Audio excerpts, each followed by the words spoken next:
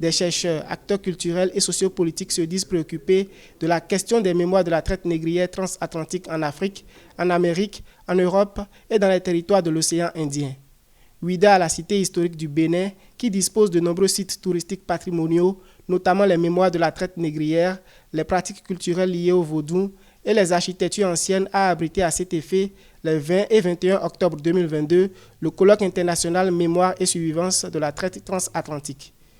Cette rencontre sur la traite négrière s'inscrit dans la deuxième phase du projet Mémoire et survivance. Il vise à tenter une inscription de Ouidah au patrimoine immatériel de l'UNESCO. Il faut promouvoir le tourisme de mémoire. Et nous avons un certain nombre de sites.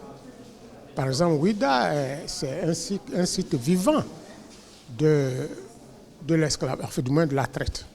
Parce qu'il y a deux aspects. De cette époque-là, nous parlons de la traite. Mais l'esclavage aussi s'est déroulé en Afrique. De l'autre côté, il faut voir quelles sont les survivances dans le Nouveau Monde. Vous avez l'art culinaire. Porté par l'ONG Afrique Décide, présidé par Sylvestre Ediakoto et ses partenaires, ce colloque international qui a réuni des chercheurs et acteurs culturels de 13 nations du monde constitue une contribution intellectuelle à la restauration et la préservation des patrimoines mémoriels de Ouidah.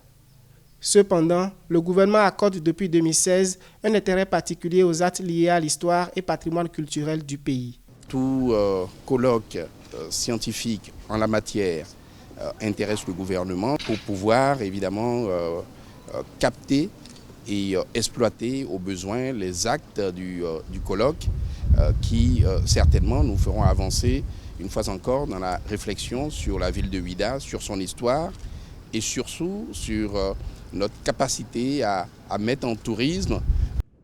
À noter que la reconstruction à l'identique de la cité historique de Ouidah est inscrite au titre des 11 projets phares du tourisme, art et culture du programme d'action du gouvernement PAG2. À Ouidah, de grands chantiers ont été lancés. La route de l'esclavage en plein redimensionnement patrimonial et touristique sera enrichie entre autres de la reconstitution d'un bateau négrier.